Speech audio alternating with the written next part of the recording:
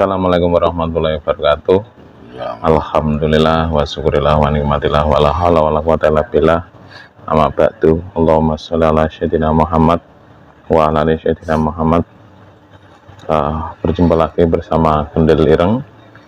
Pada penonton, pemirsa semuanya dimanapun berada, semoga kita senantiasa selalu diberikan kesehatan, keberkahan, kebarokahan, panjang umur, dimudahkan rezekinya. Amin.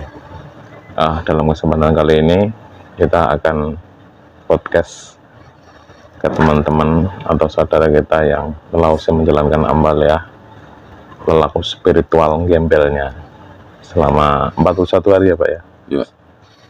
Selama 41 hari kita akan podcast mereka, kita akan ngobrol sama mereka. Semoga apa yang kita bicarakan, semoga apa yang kita dengarkan daripada perjalanan spiritual mereka mendapatkan hikmah, mendapatkan pelajaran, mendapatkan pengalaman ataupun dari sisi kehidupan yang mereka alami.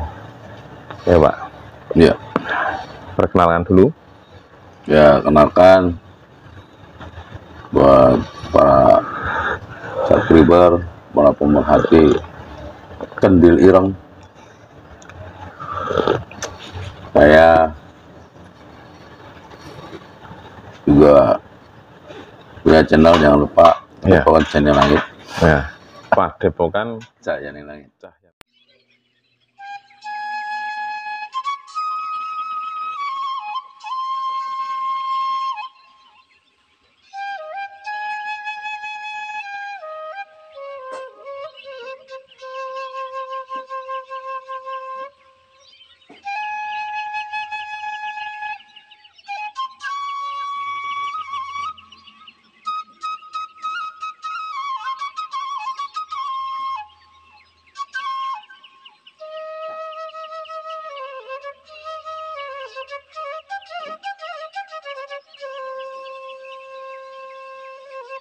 Langit. Yang tadi disampaikan tentang perjalanan spiritual tadi, ya, pada saat dorongan itu sudah muncul dari ruh diri kita, ternyata saya beberapa kali saya tolak, ternyata tidak mampu untuk membendung. Nah, awal dari dorongan tersebut, setelah saya beberapa kali merekrut salah satu kru saya untuk jadi channel saya, ternyata hati itu mengatakan bahwa Anda belum siap sebelum menyelesaikan amalia dari suluk. Kita perjalanan salik ya, kalau kita perjalanan disebut salik itu terakhir yang dari guru kita 41 hari itu sangat kuat, tapi sebuah keajaiban itu memang dasari oleh pengaturan Allah Subhanahu wa Ta'ala ya. Kenapa? Karena dorongan itu sangat kuat, tapi kondisi keuangan ya, keuangan terutama untuk ujiannya dari keuangan, meninggalkan sesuatu yang harus sebagai orang yang berkeluarga untuk anak dan istri itu tidak terpikirkan. Kenapa? Ya karena memang dorongan sangat kuat. Saat itu saya hanya mampu mempunyai uang saku hanya untuk ongkos naik salah satu bis atau bus ya. Tapi kenyataannya Allah memberikan sebuah kemudahan.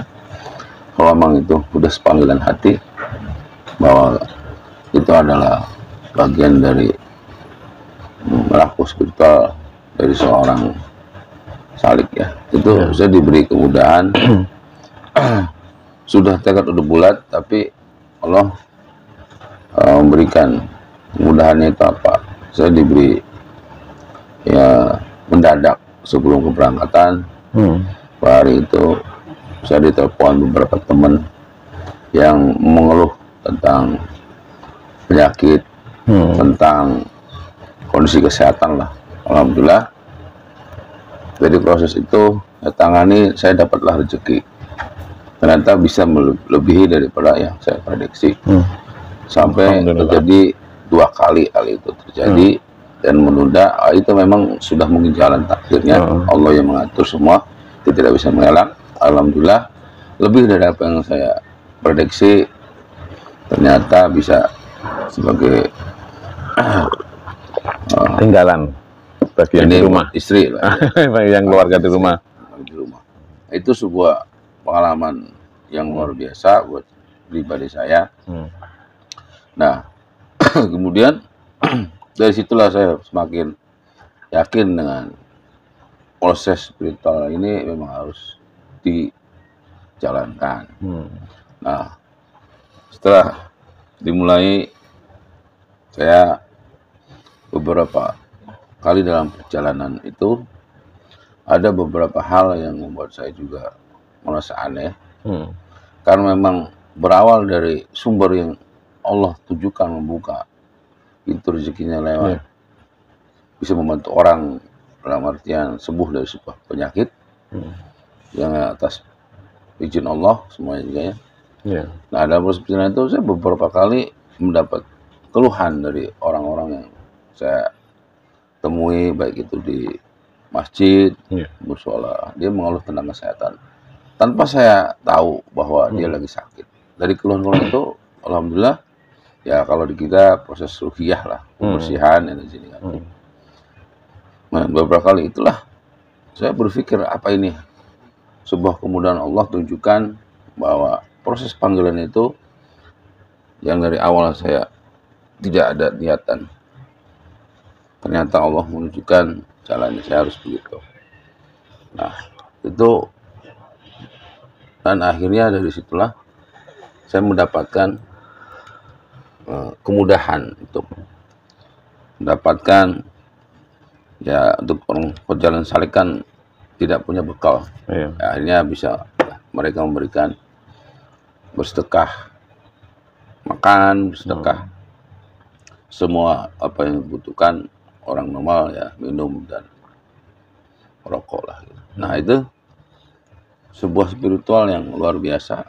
Dan mereka bertanya, kok seperti itu gitu, bisa gitu kan, padahal dalam salik itu kita berpenampilan seperti orang gila ya. Dan itu sebuah keanehan, berarti orang tersebut digerakkan oleh Allah untuk bisa bertemu dengan kita. Nah, itulah rahasia-rahasia yang saya alami dalam proses perjalanan. Kemudian ada satu hal lagi, karena di sini kita selalu zikrullah, ingat Allah. Dalam proses perjalanan itu ada sebuah yang tidak terduga, itu saya diarahkan di daerah Brebes. Nah, itu saya tidak tahu kok bisa diarahkan ke suatu tempat. Ternyata ada suatu makam yang saya tidak kenal sama sekali. Makam tapi saya tua diarahkan di daerah tersebut, Brebes.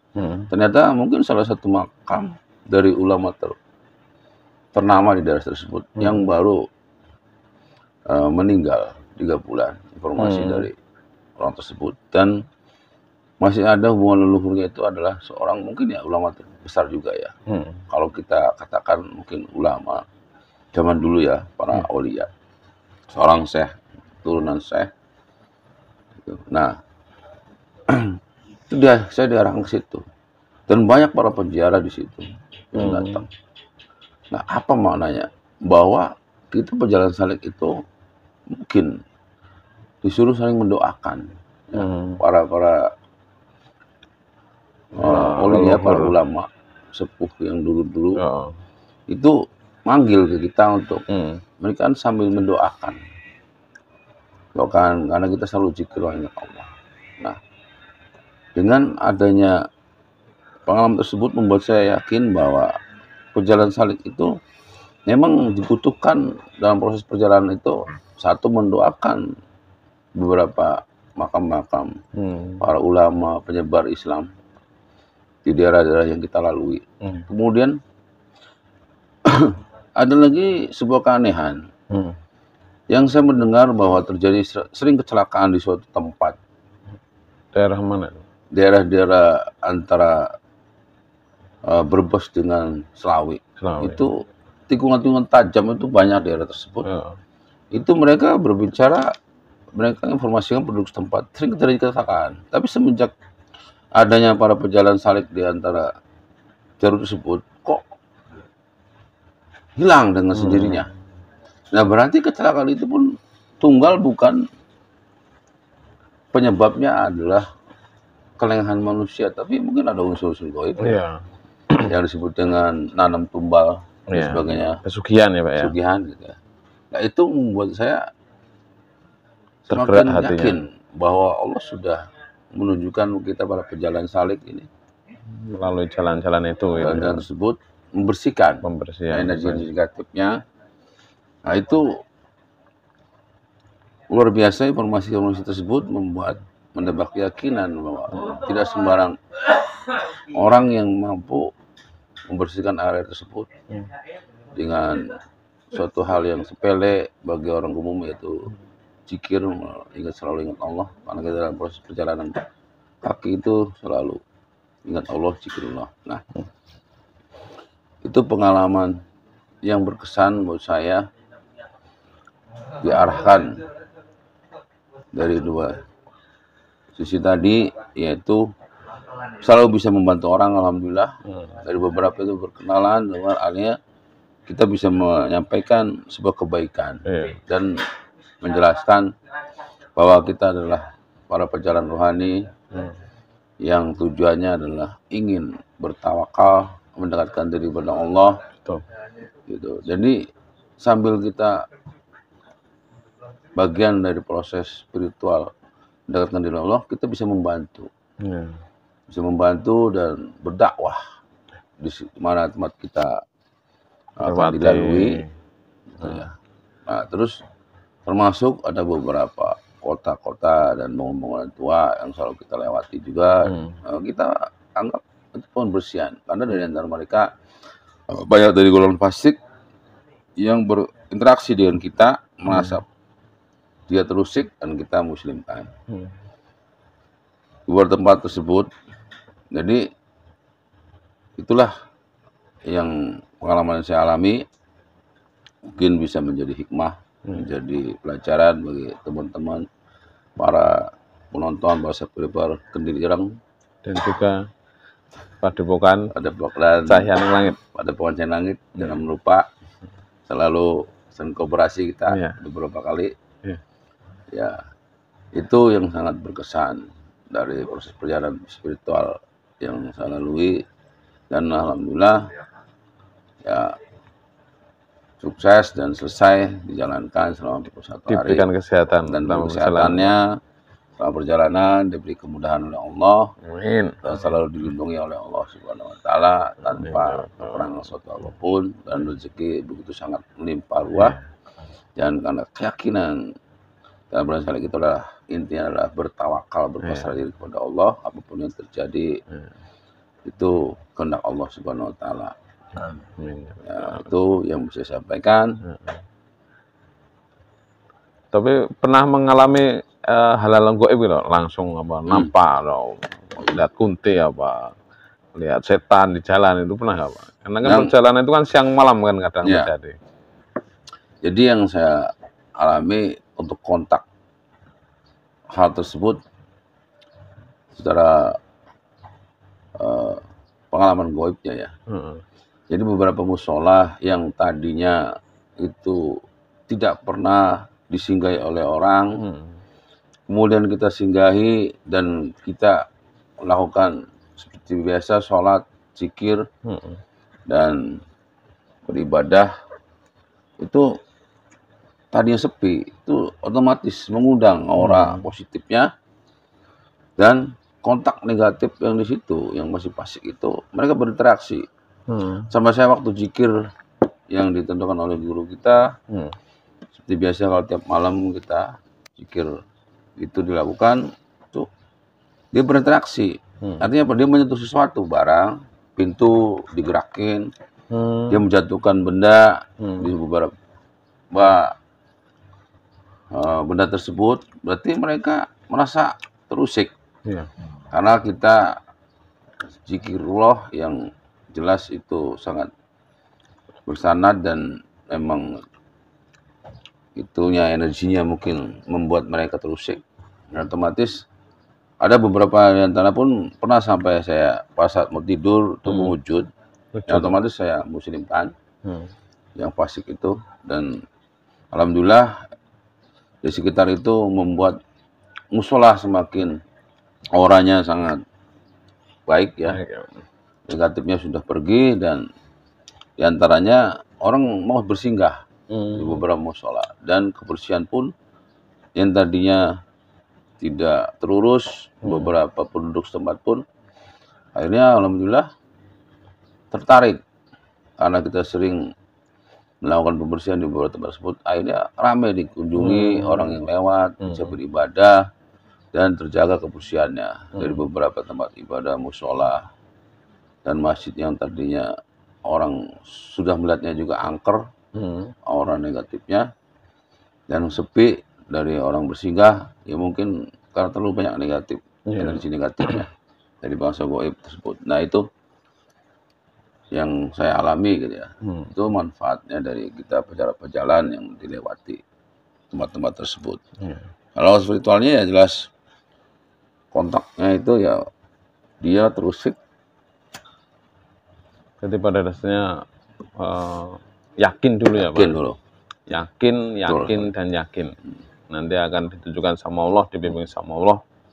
Berdasarkan keyakinan itu. Kalau kita tidak pernah meyakini atau kadang keyakinan itu juga diantarkan, akhirnya kita menjadi hakul yakin, menjadi anu yakin. Oh, betul sekali.